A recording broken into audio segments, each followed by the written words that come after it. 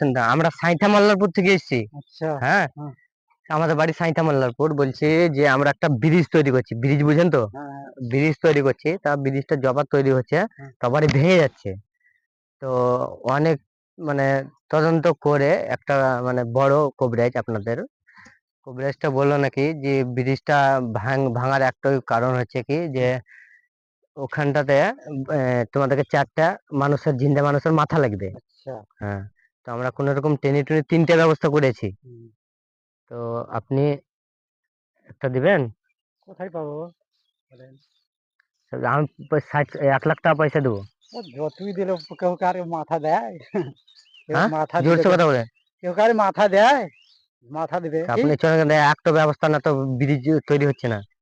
উপায় নাই। দেখেন আমরা বস্তা নিয়ে এসেছি, চাকু বাকু সব ভরা আছে। হুম, তা থাকতে পারো।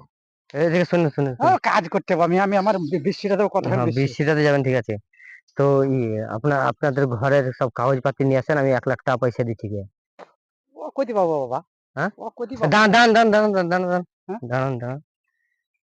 তো চলেন আমার সঙ্গে, কোথায়? চলেন মোটরসাইকেলে যাবেন।